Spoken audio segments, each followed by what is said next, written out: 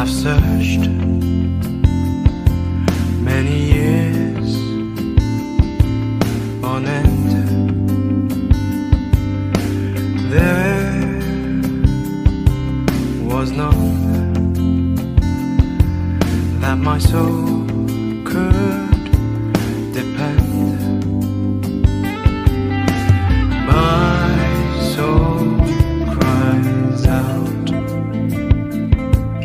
for your presence in here. This very hour, for your presence in here. In His name I find, in His name I find, in His name I find the peace I seek. In His name I find, in His name I find, in His name I find the joy I seek. In your presence I am free from the chain that has bound me.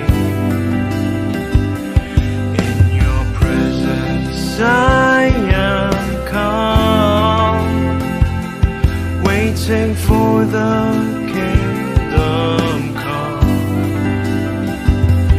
In your presence I am free from the chain that has bound me. In your presence I am calm, waiting for the kingdom come. In His name I find, in His name I find, in His name I find the peace I seek. In His name I find, in His name I find, in His name I find the joy I seek.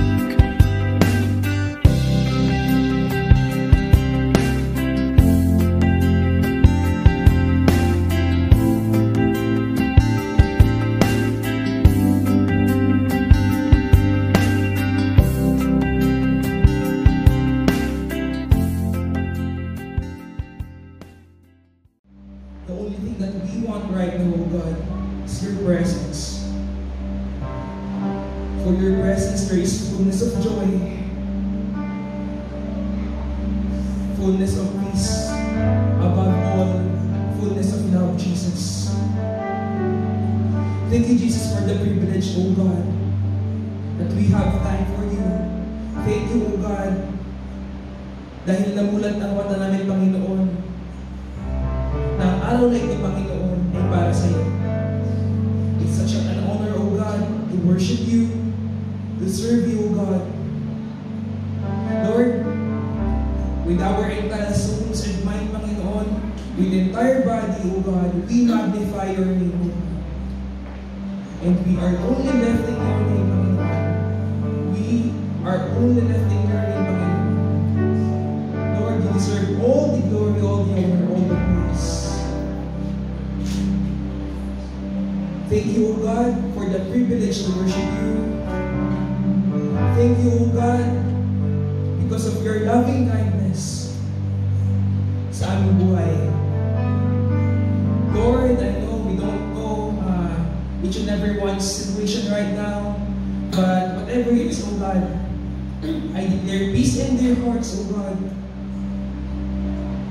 I declare the soft heart, Panginoon, sa kanilang mga buhay. And as them to worship you, O God, help them, O God, to have a peace in each and everyone's mind, in their physical bodies, O God. Lord, we are only depending to your presence, O God. We are only depending to your will, and we are only depending to your word, Jesus Christ.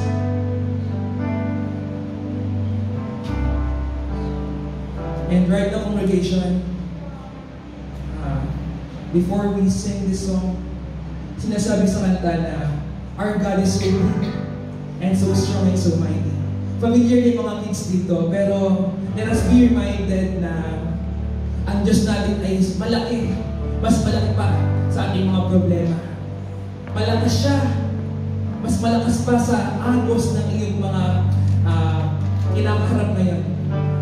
And He is more mightier kaysa sa mga barricades na kinakaharap mo.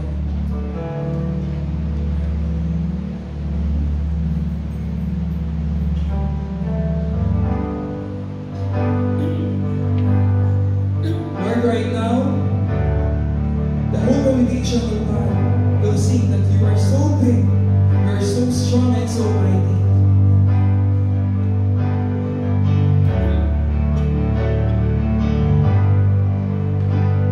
My God is so big.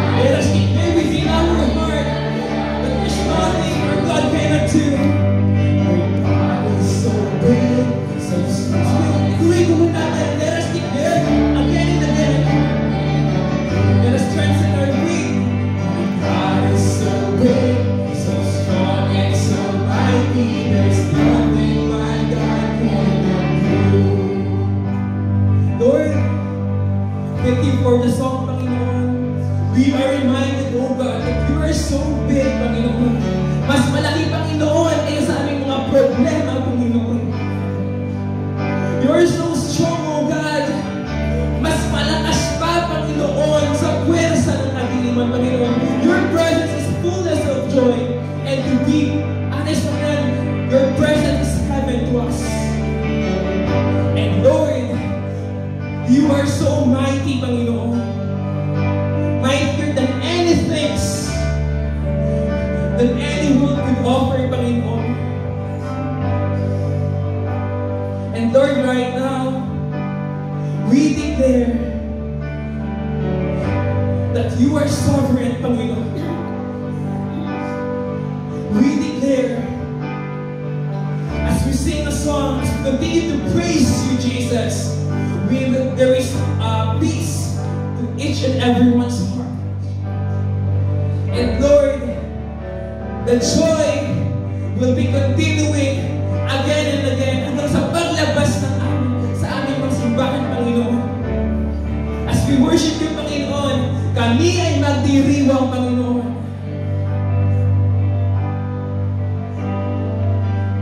Let us raise our voice and clap for Jesus. Let us clap for God, because He alone is good. He alone is merciful to our lives. And He alone is deserve all the glory and honor. In Jesus' name, there is no other like Jesus. Handa na ba ang lahat magpuri sa ating Panginoon? Handa na ba? Let us raise our voice for Jesus. And continue to declare that no other like Jesus. Malala ka sumayaw, malala ka magtatawa sa ating Panginoon. Praise the Lord, and most worthy of praise. No one can comprehend how great is His name.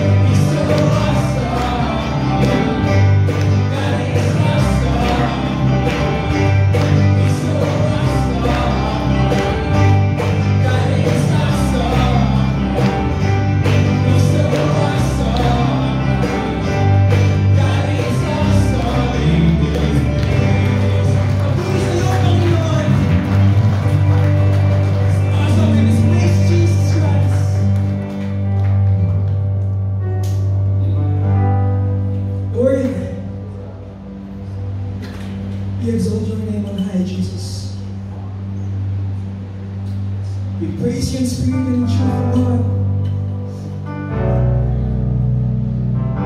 Thank you for your God. Thank you for your name, Jesus Christ. Your name is so powerful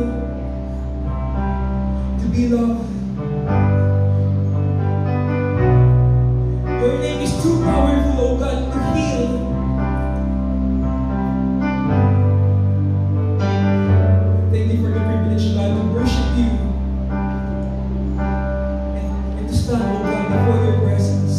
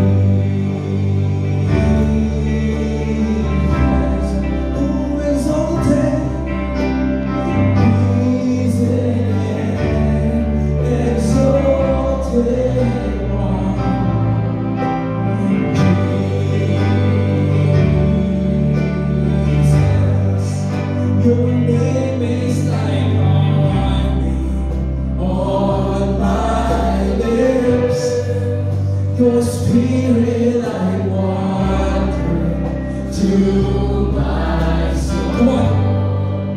Your word is a lamp to my feet. Jesus, I love you. I love you.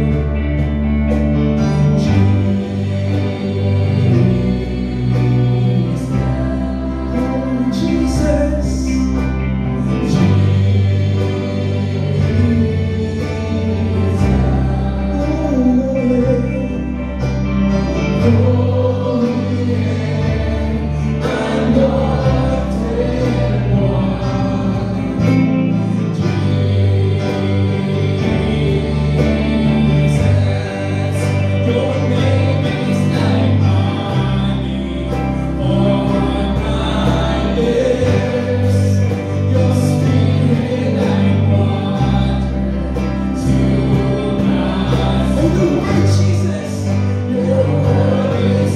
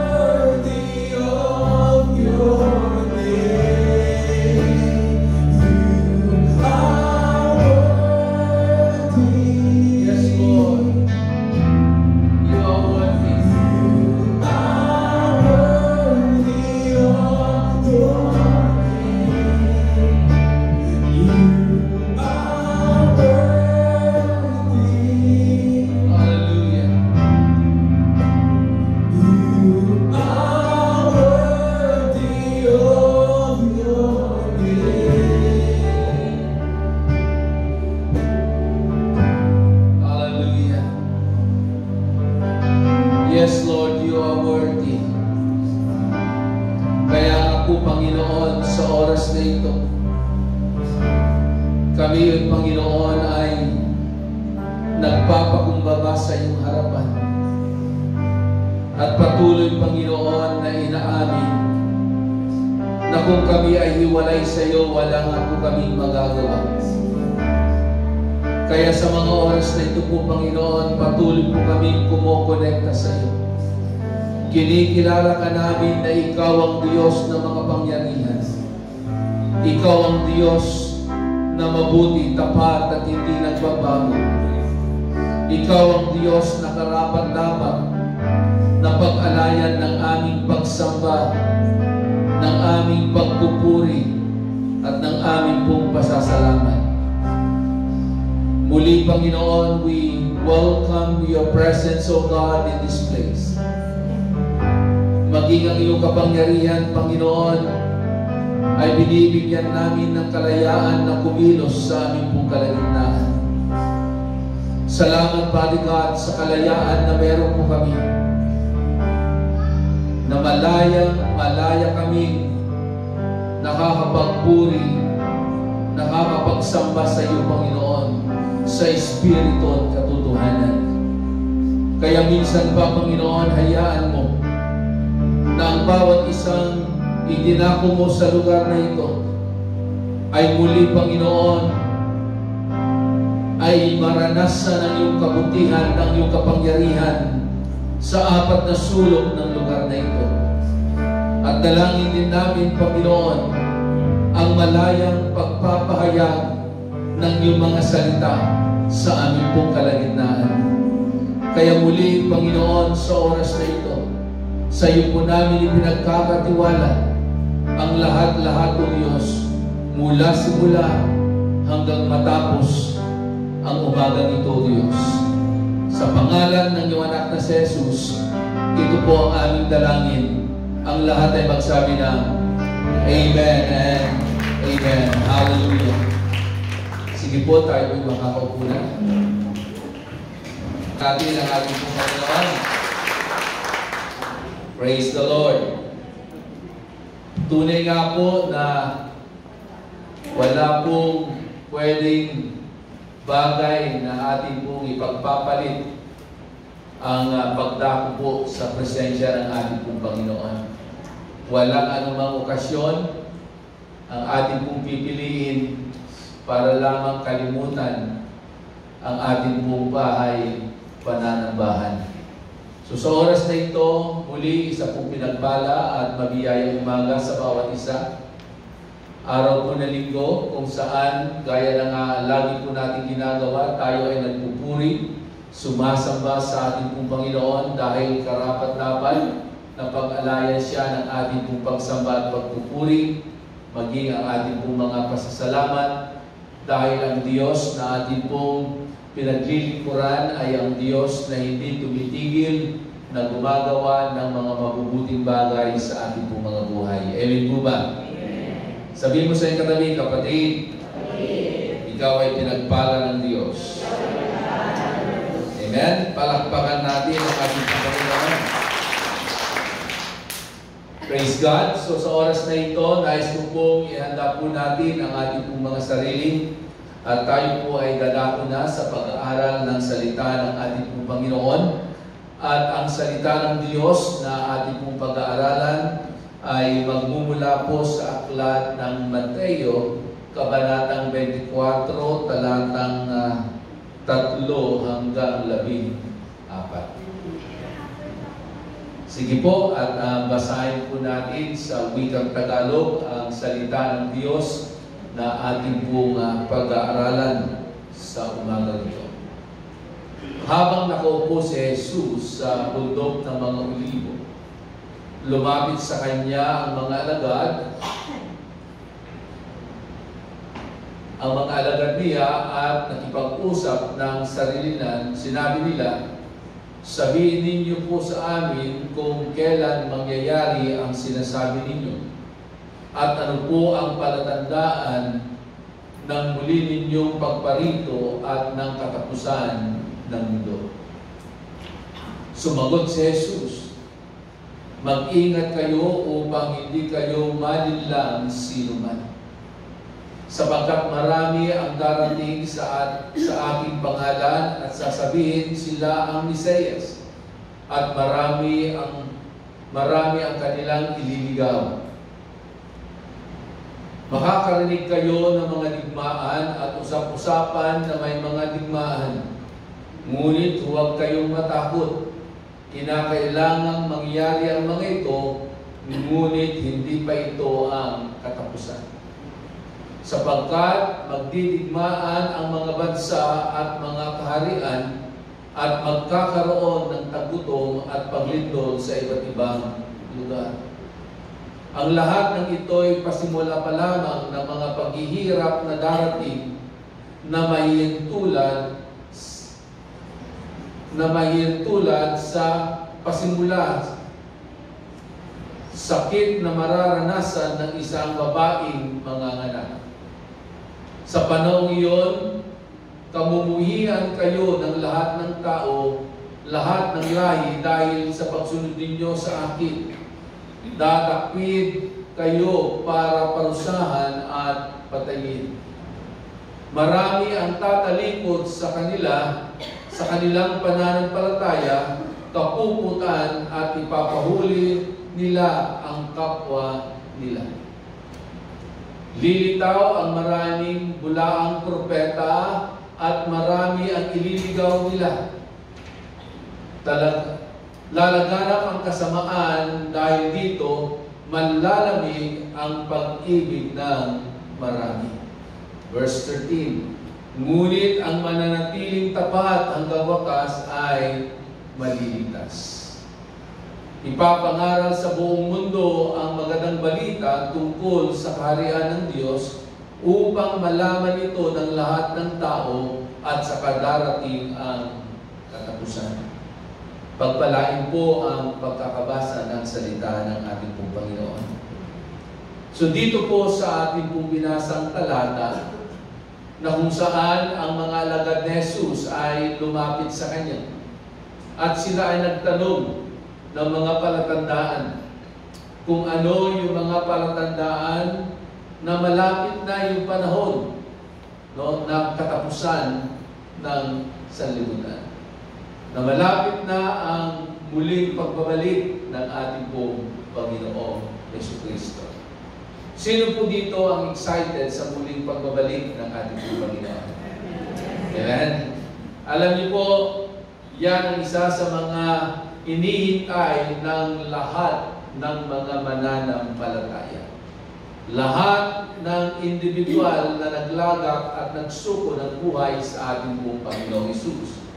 Hindi lamang dahil sila ay masaya, dahil meron silang assurance of their salvation, pero isa sa mga gustong-gusto na maranasan at pasaksihan ng bawat mananampalataya ay ang muling pagbabalik ng ating pong Panginoon. Alam niyo po, sa binasa po nating talata, hindi na po lumalayo ang panahon na meron po tayo. Po ba? Sa mga nakalipas na mga taon at buwan, ang daming mga nangyari, mga bagay-bagay na hindi po natin inaasahan. Mga pangyayari na nagdulot na maraming buhay ang ibinuwis. Maraming mga properties ang nasira at nawasak, nasunog, naanod. At makikita po natin sa mga nakalipas na mga panahon, iba't ibang klaseng kalamidad ang nangyari. Nandoon ang matitinding pagbaha, nandoon ang matitinding mga lindol na nangyari, at sa mga nangyayari ngayon sa ating pong panahon, hindi lamang yung mga lindol, bagyo, baha na nangyayari na yan. Doon po sa Middle East, meron na pong nagaganap na gera. Meron nang nagaganap na pag-aaway ng bansa sa kanyang kapwa-bansa.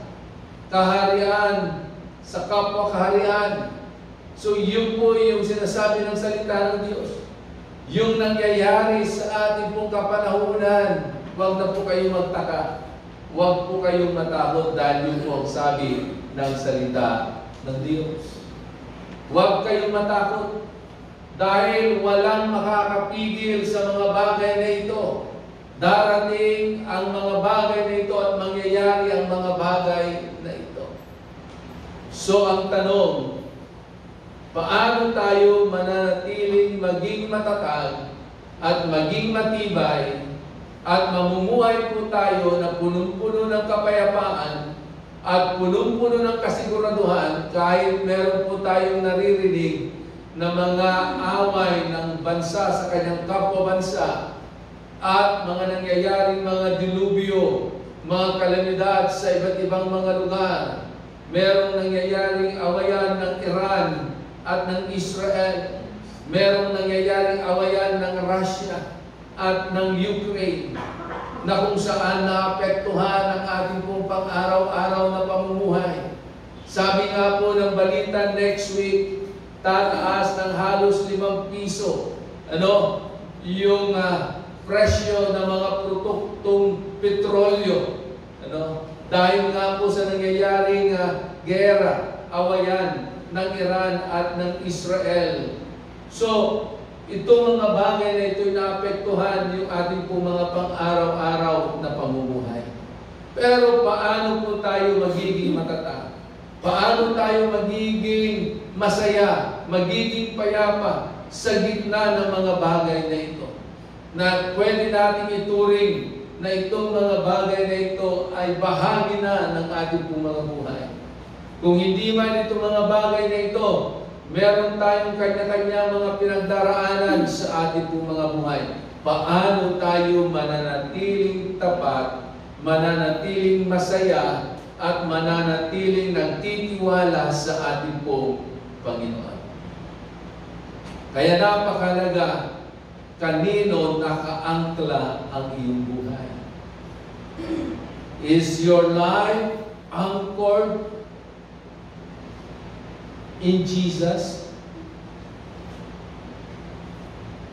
Dumating ka na ba sa punto ng iyong buhay at sinabi mo, ang buhay mo ba ay nakaangkla kay Kristo?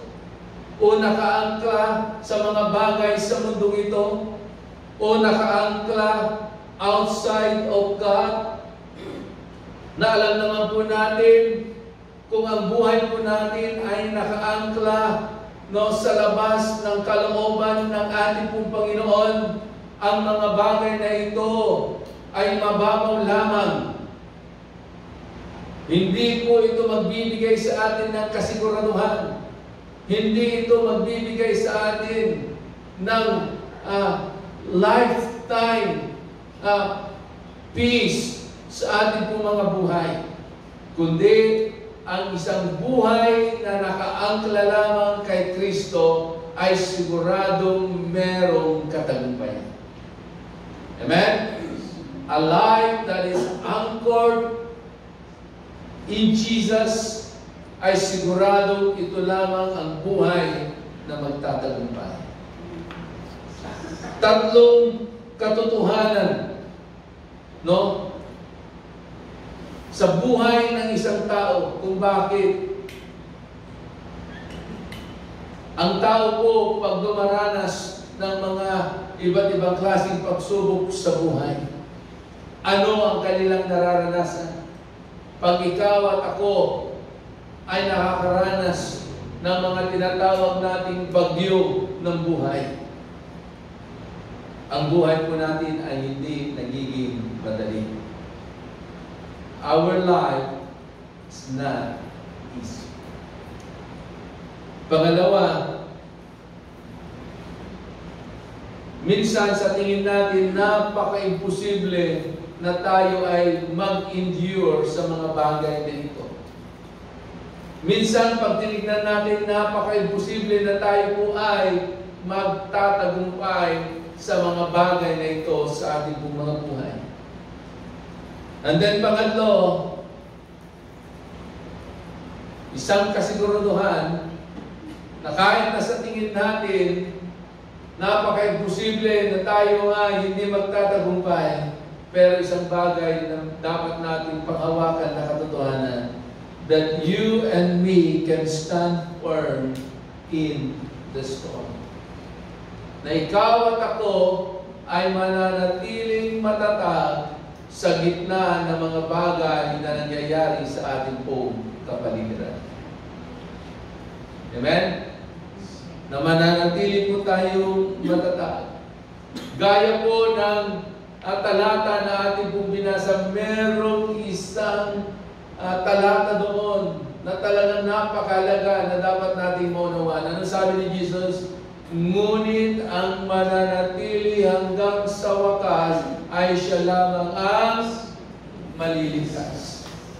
So, ibig sabihin, kahit na napakahirap yung kalalagayan natin, na kahit anuman yung pinagdaraanan natin sa buhay, kailangan nating mag-persevere, kailangan nating magtiyaga, kailangan nating magtiis.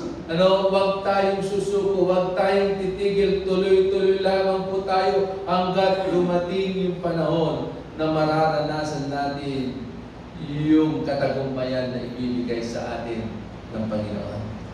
Amen? At alam niyo ba na merong dakilang plano ang Diyos sa bawat isa po sa atin. Sabi mo sa katabi kapatid, kahit anong nangyayari sa ating kapaligiran, kahit anong pinagdadaanan mo sa buhay, merong pangako ang Diyos. Di ba? Yun yung maganda, di ba? Yun yung maganda sa buhay ng isang mananampalataya. Na meron tayong pwedeng panghawakan. Walang iba kundi ang pangako ng Diyos. Ulitin ko, pangako ng Diyos, hindi pangako ng tao. Okay? Dahil ang Diyos, pag nangako, ito ay kanyang gagawin. Dahil ang Diyos ay hindi sinungaling. Okay? Ang tao pwedeng hindi niya tuparin ang kanyang pangako, pero ang Diyos ay kanyang tutuparin. Hindi sa panahon na gusto mo, kundi sa panahon na itinakda niya sa bawat isa po sa atin. So ano yung pangako ng ating po Panginoon? Okay? Na kahit ganito yung ating pong mga nararanasan at naririnig na mga balita nangyayari sa iba't ibang panig ng mundo, at ang buhay po natin ay nakaangkla kay Kristo. Ano yung kanyang pangako? John chapter 16 verse 33. Anong sabi po doon? I have told you these things so that in me you may have peace. Sinasabi ko sa inyo ang mga bagay na ito dahil sa akin kayo ay merong kapayapaan. So kanino lamang tayo makakasumpong ng kapayapaan? Kay Jesus. Amen? Kung si Jesus ang pwedeng magbigay lamang sa atin ng kapayapaan, so kailangan nating ibigay at ilakap yung buhay natin sa Kanya. Wala nang iba. Yung mga bagay na meron sa atin, yung ibinibigay niyang kasiyahan, pansamantala lamang, panandalian lamang yan. Yung tao na kasama mo, yung saya, yung galak na naidudulot niya, pansamantala lamang yan. Yung mga bagay na nakikita mo at meron ka, pansamantala lamang yan. Pero kung naghahanap tayo ng tunay na kapayapaan, kaya kapayapaan na siyang mag-iingat sa ating isipan at sa ating mga puso, kay Kristo Jesus lamang natin ito masusumbungan. Amen? Kay Jesus lamang po natin ito masusumbungan. I have told you these things so that in me you may have peace. In the world you will have trouble. Amen? Yung mga bagay na nakikita mo ito, sabi ganoon, sa mundong ito, ang dulot nito, ang pwedeng ibigay sa atin, trouble. Pwedeng magdulot sa atin ng kabigatian, kalungkutan. Minsan ito pa nagiging dahilan ng pag-aaway-ahaway. At pag ang isang tao ay merong away, ito Sa tingin nyo, kahit sino ang nananalo sa gera na nangyayari sa Israel at Iran, sa tingin nyo, meron kapayapaan na nangyayari? Wala. Yung mga naapektuhan ng mga bata, mga tao, mga mamamayan ng bawat bansa, na mga inosente, sigurado. Baka yung iba hindi na makatulog dahil sa takot. Baka yung iba hindi na makain. O yung iba naman wala nang makain. Dahil matindi po ang nagiging epekto ng gera sa isang bansa at sa mga tao. Pero sabi ni Jesus, but in me you have peace. Sa akin, sabi ni Jesus, meron kayong mararanasang kapayapaan.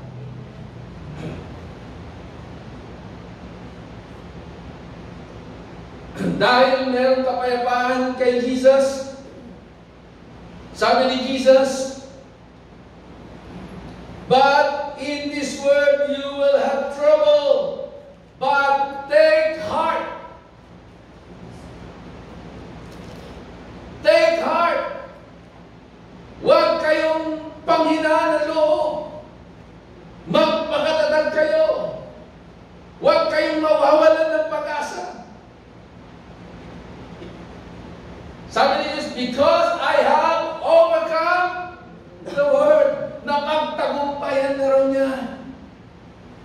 Kung tayo ay nagnanasa ng katagumpayan sa lahat ng bagay sa ating pong mga buhay, kapatid, walang ibang magbibigay sa atin ng tagumpay kundi si Kristo.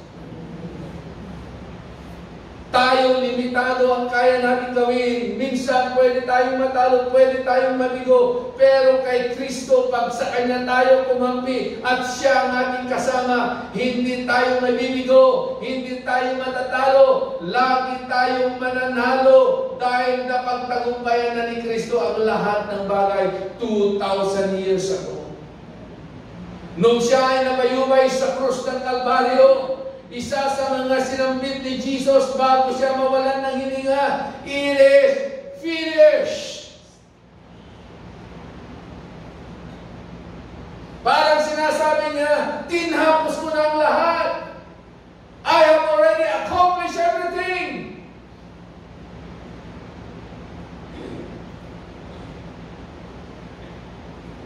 So we need to stand firm. Kahit na itong mga nangyayari ito sa ating pong mga buhay, itong nangyayari sa ating kapaligiran sa iba't ibang panig ng mundo, we need to stand firm.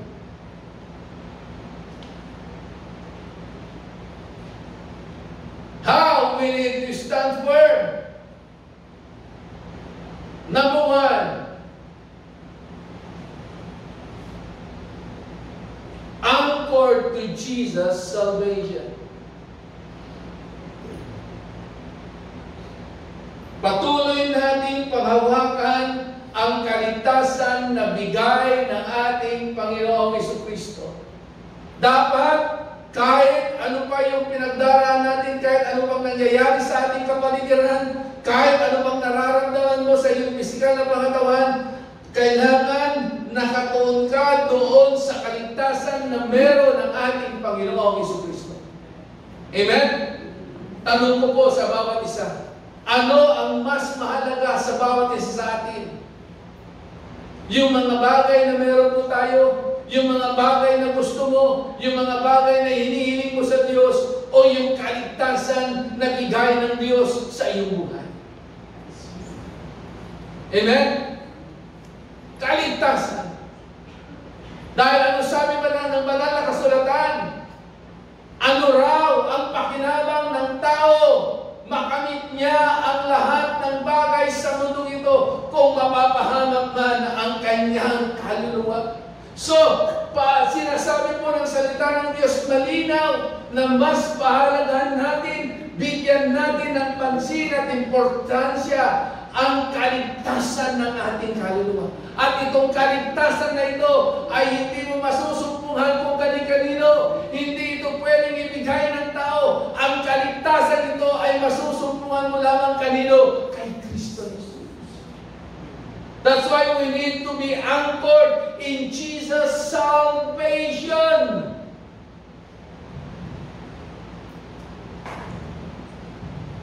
Hebrews chapter 6, verse 16 to 20. Dito po, makikita niyo po dito, sa talatang ito, sabi nga ng people, swear by someone greater than themselves, and the oath confirms what is said and puts an end to all arguments. Because God wanted to make the unchanging nature of His purpose very clear to the ears of what was promised, being confirmed it with an oath. And then dito po, makikita po natin yung pinaka-keyword. Anong sabi po diyan? God is our refuge.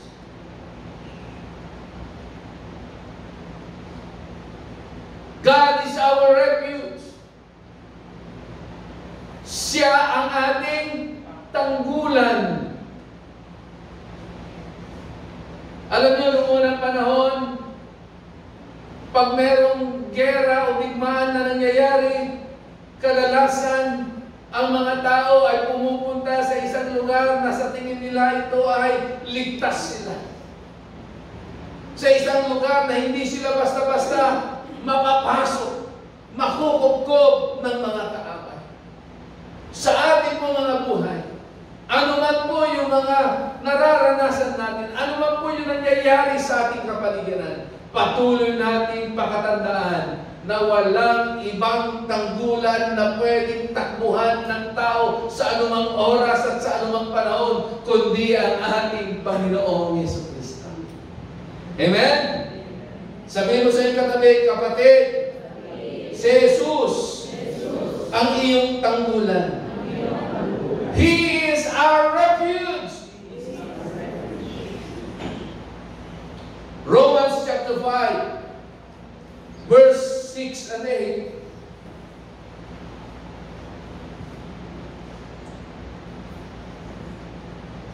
Ano sabi po dyan? You see, at just the right time, when we were still powerless, noong ang bawat isa sa atin ay tayo daw ay walang kakayanan. Mga mahihina po tayo. We are powerless. Anong sabi po dyan? Christ died for the ungodly. Ulitin ko, si Jesus ay namatay hindi para sa mga banal o matutuwid, kundi siya ay namatay sa mga makasalanan, to those who are ungodly.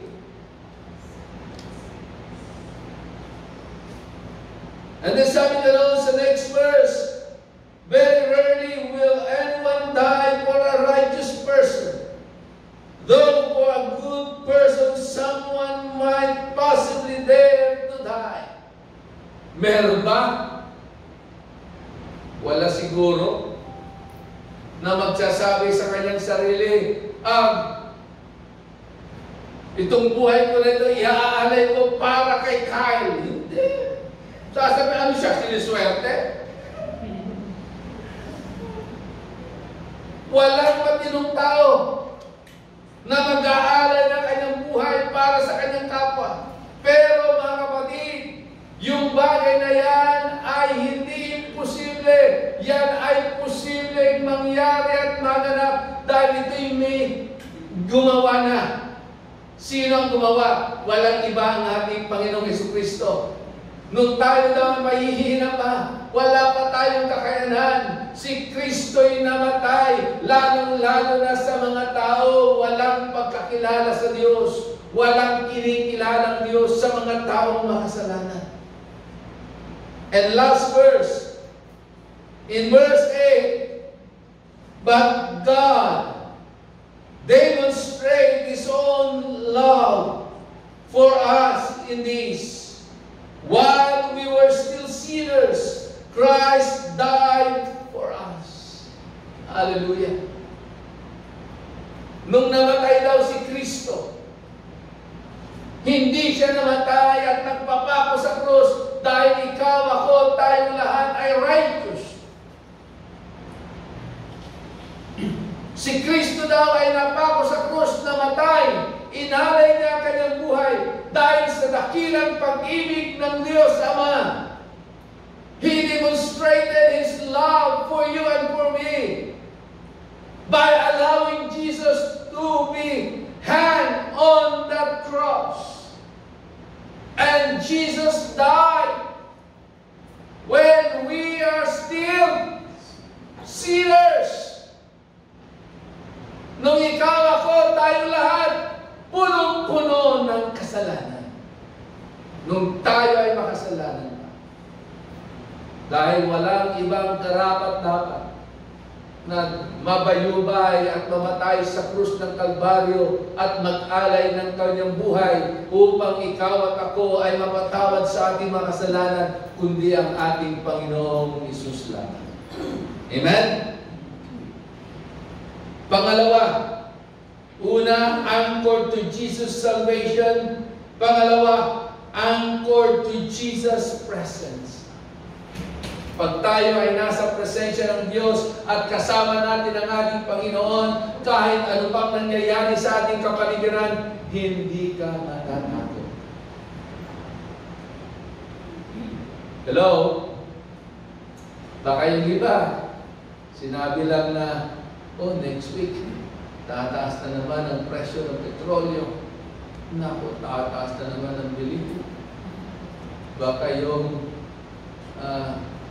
ilang pirasong, ilang guhit na tuyo, imbis na 10, baka magiging 7 na lang.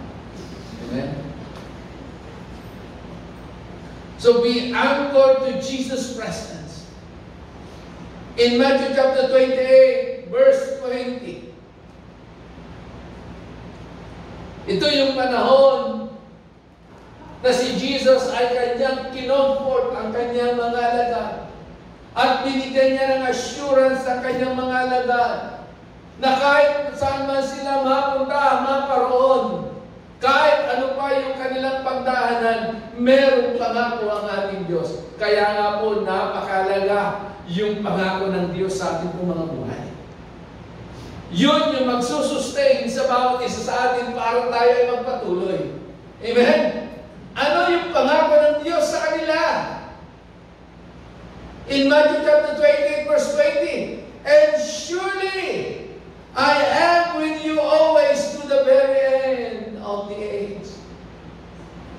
Alam niyo ba na we are now in the end times? Nasa huling panahon na tayo.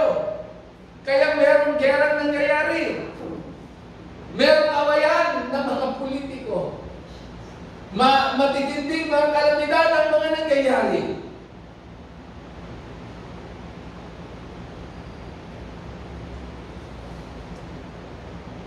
Pero sabi niya, hindi tayo iiwanan ng ating Panginoon. Sasamahan tayo ng Diyos. Hindi niya tayo sasamahan ngayon lang. Hindi niya tayo sasamahan pang isang linggo lang. Hindi. Sabi ganoon, I am with you to the very end of the age. Hanggang sa katapusan ng mundo. Hanggang sa muling pagbabalik ng ating Panginoon. Si Jesus, bagamat hindi natin nakikita, pero lagi niya tayong kasama. Ang presensya niya ay laging sumasa atin. John chapter 6, verse 16. Hanggang verse 20. Ito yung mga panahon na si Jesus, sinabi niya sa kanyang mga alagad, tumawid tayo sa iba, sa kabilang ibayan. Ibig sabihin, sila ay maglalayag, sila ay maglalakbay, pupunta sa kabilang ibayo. Ano sabi niya? That evening, Jesus' disciple went down to the shore to wait for him. So yung mga disipulo daw ni Jesus, pumunta sa dalampasigan at hinintay sino? Si Jesus. But as darkness failed, and Jesus still hadn't come back, dahil padilim na, at hindi pa dumarating si Jesus, hindi nakapaghintay yung mga alagad. Ano ang kanilang ginawa? They got into the boat, sila ay sumakay sa bangka, and headed across the lake toward Capernaum. At sila ay naglakbay patungo sa Capernaum. Then, sa kanilang paglalakbay, sabi ka nun, soon, as gale swept down upon them, meron daw matinding alon ang humampas sa kanilang sinasakyang bangka. At yung dagat daw, di ba, pag matindi ang alon, hindi kaaya-aya yung sitwasyon sa dagat. They had rowed 3 to 4 miles when suddenly they saw Jesus. Sa ganoong kalagayan, nung sumasagpan na sila dahil nga sa tindi ng kanilang nararanasan, nung malayo-layo na yung kanilang nilalakbay at nilalayag, nakita nila si Jesus. At ano ang ginagawa ni Jesus nung makita nila si Jesus? Nakita nila si Jesus saan? Naglalakad sa tubig, papunta sa kanilang bangka. At ano ang kanilang naging reaksyon? Sabi nga nun, they were terrified.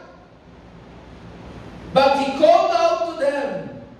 At si Jesus ay nagsalita sa kanila. At ano ang sabi ni Jesus? Don't be afraid. Sabi ni Jesus, huwag kayong matakot. Okay. Maging totoo tayo. Sino yung nakaramdam ng takot nung malaman na nag-aaway na ang Iran at ang Israel? Lalong-lalo na sinasabi ng Iran, gagamit kami ng nuclear bomb. At sabi naman ng Israel, ilang araw na lamang matatalo na kayo. Alam naman natin ang epekto ng gera. Pag meron nangyayaring gera sa Middle East, apektado ang buong mundo.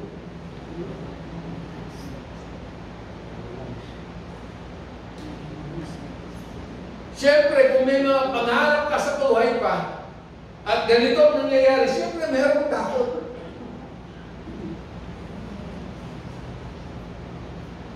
Lalo na sa mga anak mo, meron kang takot. O yung iba ng takot, hindi ko ako nakapag-asawa, naggegera na.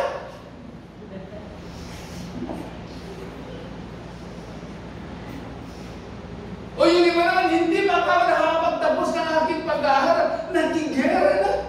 Katapusan na ng mundo. Pero ang sabi ni Jesus, huwag kayong matakot. Di ba doon sa ating teksto kanina, sinabi ni Jesus, don't be terrified. Huwag kayong matakot. Kasi hindi pa yan ang katapusan ng mundo. Yan ay sign lang na malapit na ang katapusan ng mundo. Kaya huwag kayong matakot. Ano ba sabi doon sa teksto kanina natin na binasa? na sa huling panahon, marami ang magsasabi na sila ang Mesiyas, na sila ang isinugo ng Diyos, mga bulang propeta. Marami pang mga maglilitawang kagaya ni Kibuloy.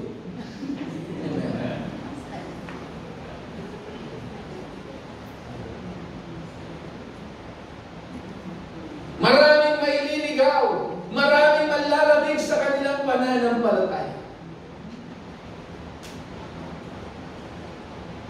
Tatawa-tawa tayo, baka meron sa inyo nung eleksyon, binoto nyo si Kibuloy. Amen? Antayin nyo, nakailang milyon pa. No? Marami pang naniniwala sa kanya, milyon!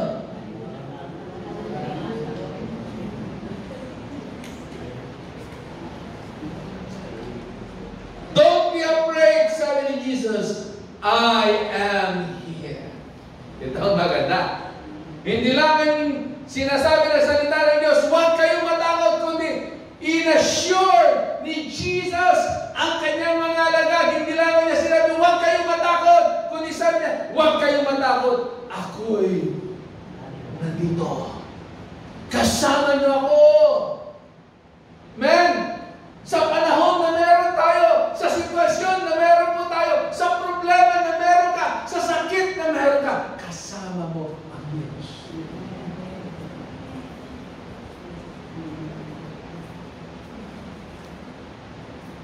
And then ang sabi niyan, then they were eager to let him in the boat, and immediately they arrived at their destination. Kapatid, gusto niyo mapabilis ang inyong paglalakbay? Gusto niyo makamit ang katagumpayan?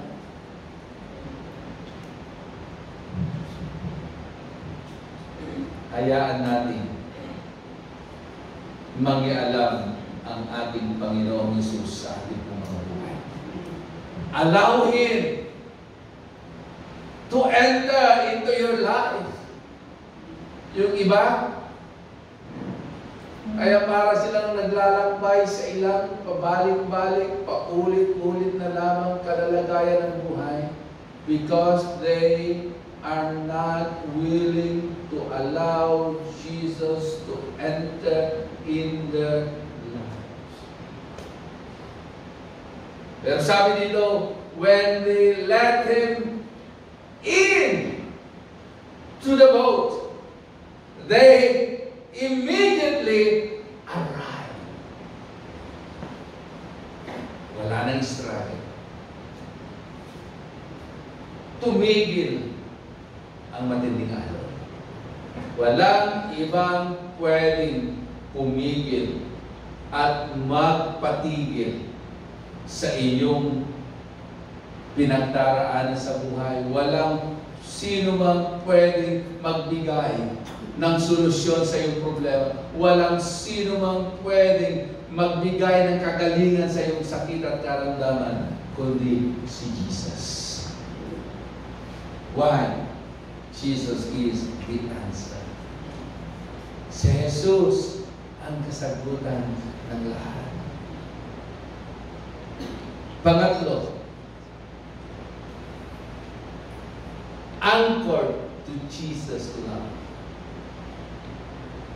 Kanina, anchored to Jesus' salvation, anchored to Jesus' presence, and lastly, anchored to Jesus' love.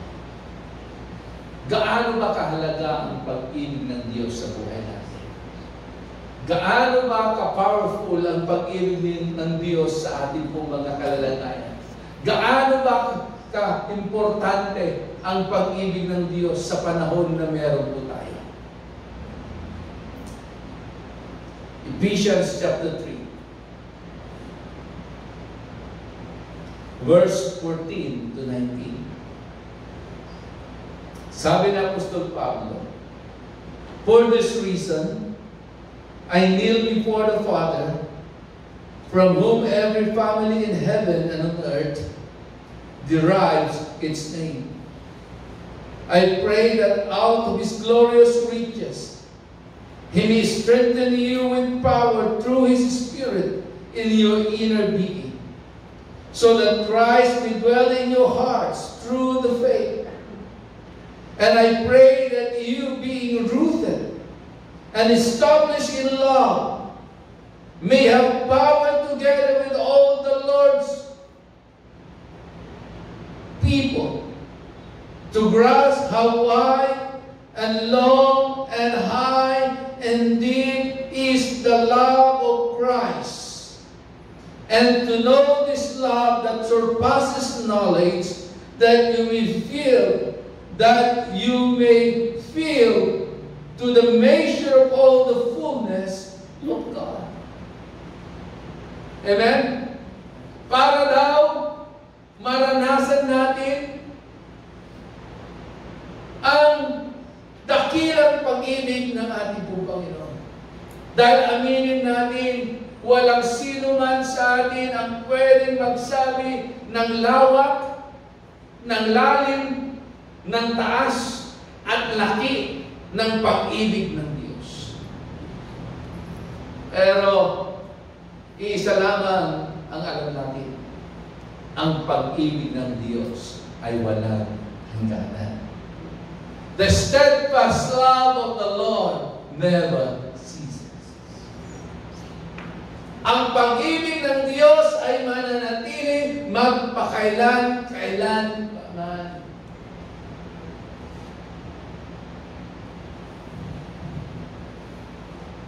So napakalaga na sa panahon na meron po tayo, sa panahon na meron tayong pinagdaanan sa buhay, napakalaga na magkaroon tayo ng kaunawaan sa dakilang pag-ibig ng Diyos. Hanggat hindi natin naunawaan yung dakilang pag-ibig ng Diyos sa atin, lagi tayong maghahanap. Laging may kulang sa atin. Pero pag nauunawaan natin ang dakilang pag-ibig ng ating pong Panginoon, lalo po tayong magtitiwala sa Kanya. Meron sinabi po ang isang sikat na author na si A.W. Tozer. Sabi nga nun, knowledge by understanding is always better than knowledge by description. So, mas mainam na yung pagkaunawa natin doon sa pag-ibig ng Diyos ay talagang nauunawaan natin maigi. Kesa i-describe lamang, kundi nauunawaan mo at nararanasan mo sa iyong sarili. 1 John chapter 4 verse 16. Sabi ganon ni Apostle John, so we have come to know and to believe the love that God has for us. So we have come to know and to believe the love that God has for us. Hindi lamang nakilala natin, kundi pinaniniwalaan natin yung nararanasan nating pag-ibig ng Diyos sa ating mga buhay. Di ba ang sarap? Na hindi lamang natin na napapakinggan yung mga sinasabi kung gaano katindi ang pag-ibig ng Diyos, kundi higit sa lahat nararanasan natin. Yung pag-ibig na ibinigay ng Diyos sa bawat isa sa atin. And lastly, why we need to anchor to Jesus' love. Romans chapter 8. Simulan natin sa verse 38. Alam ko sabi mo yan. Romans 8 verse 38. For I am convinced that neither death nor life, neither angels neither the present, nor the future, nor any powers. In verse 39, neither height nor depth, nor anything else in all creation will be able to separate us from the love of God that is in Christ Jesus our Lord. Amen?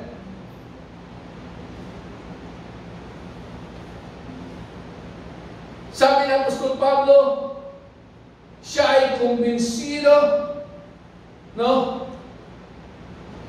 Na walang sino man makapaghiwalay sa atin sa pag-ibig ng Diyos. Ni hindi ang kagutuman, ni hindi ang kawalan, ni hindi ang kamatayan, o anumang mga kapangyarihan ang pwede makapaghiwalay sa atin sa pag-ibig ng Diyos. Ibig sabihin, ang pag-ibig ng Diyos kahit anong nangyayari, mananatili at mananatili. Amen? Ang pag-ibig ng Diyos na naranasan mo simula nung isinuko mo ang buhay mo sa Kanya, hindi magbabago yan. Magbago ng lahat, magbago ng mundo, magbago ang mga tao, pero ang pag-ibig ng Diyos na inilaan sa iyo ay hindi magbabago. Amen? At dahil sa pag-ibig na yan, yan ang magtutulak sa atin na patuloy natin ilalagak ang ating pong buhay at pagtitiwala sa Kanya. Bilang konklusyon, ang buhay ng tao ay kagaya ng isang barko na nasa karagatan, na naglalakbay o naglalaya. Anytime, pwede siyang makaranas ng hagupit at malalakas na alon, na siyang magiging dahilan para malagay sa panganib at pagkawasak ang isang barko.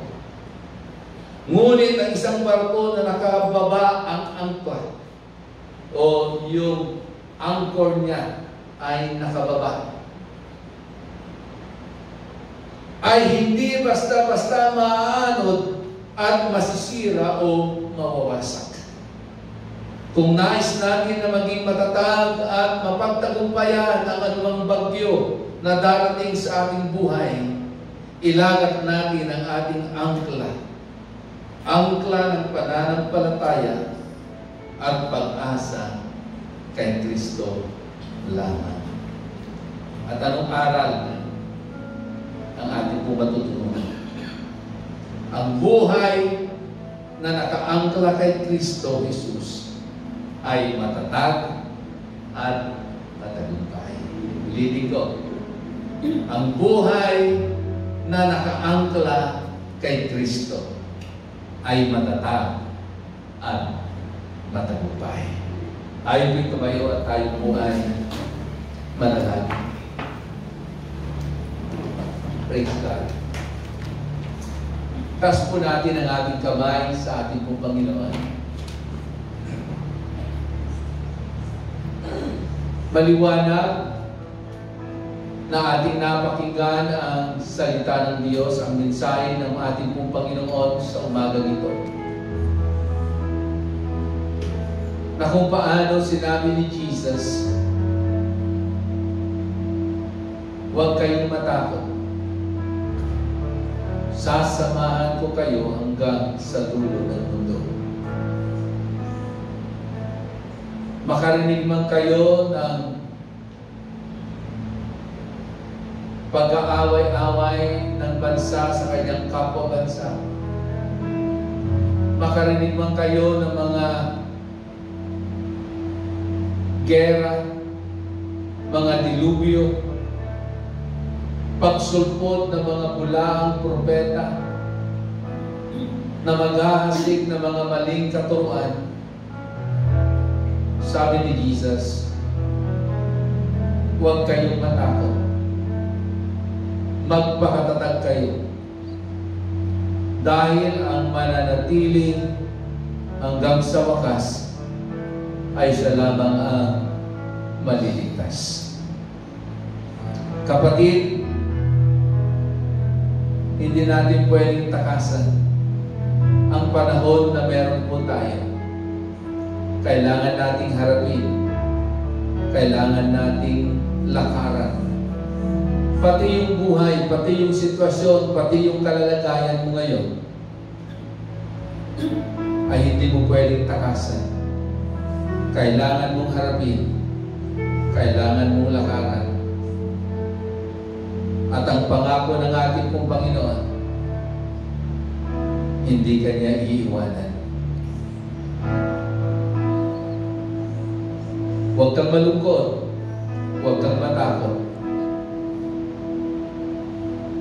Dahil napagtagumpayan na ni Kristo ang lahat sa mundong ito. Tinapos na ni Jesus ang lahat sa krus ng Kalbaryo. Ang kailangan mo lang ay patuloy na iangkla mo ang iyong buhay sa kaligtasan na meron kay Kristo. Na patuloy mong iangkla ang iyong buhay sa presensya ng ating pong Panginoon. At higit sa lahat, patuloy mong iangkla ang iyong buhay doon sa pag-ibig na libreng ibinibigay ng ating pong Panginoon. Aming Diyos na makapangyarihan sa lahat. Maraming salamat po, Panginoon, sa mga salita mo.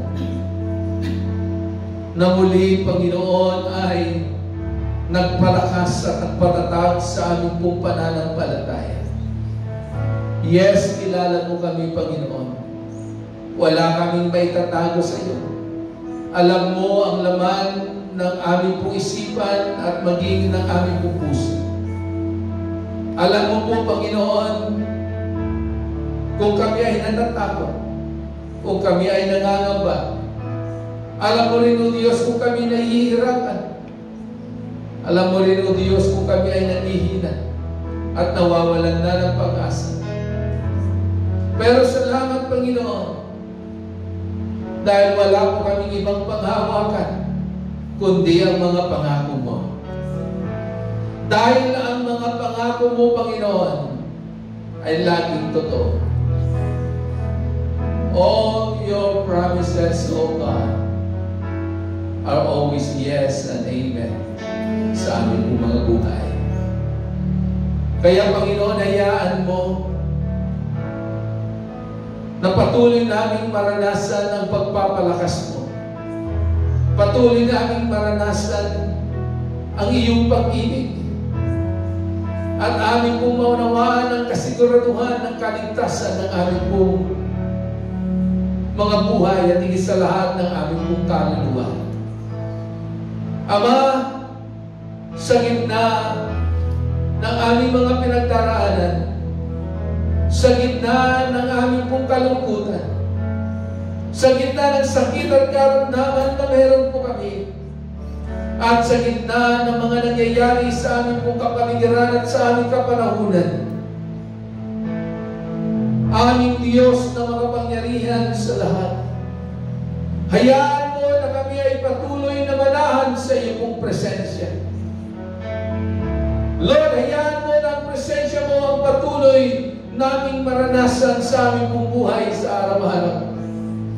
The Lord, sinabi mo sa iyong salita that in your presence there is fullness of joy. In your presence, O God, there is liberty, there is freedom. Merong kalayaan, Panginoon, sa iyong presensya. Lord, there is victory in your presence. There is healing in your presence, O God. Lord, salamat po. Dahil sa iyong mga salita na amin pong napakinggan, Panginoon, meron na kaming kasiguraduhan na kami ay magtatagumpay.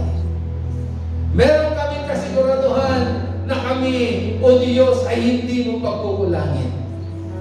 Meron kami kasiguraduhan, Panginoon, na Lord, binigyan mo na ng lunas ang aming sakit at karamdaman.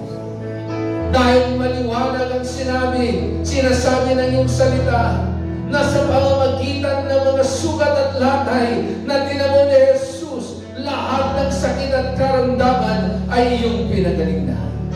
Kaya Panginoon, sa oras na ito, in the name of Jesus, I pray and I declare and I decree, O God, healing, Lord, in their physical bodies.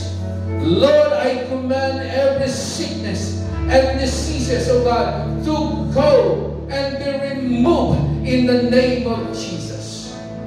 Tanggapin mo ang kagalingan sa iyong sakit at karamdaman.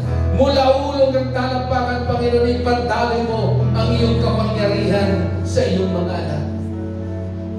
Ama, sa oras na ito po, Panginoon, patuloy po namin idinideklara ang kapayapaan, Lord, sa bansang Pilipinas.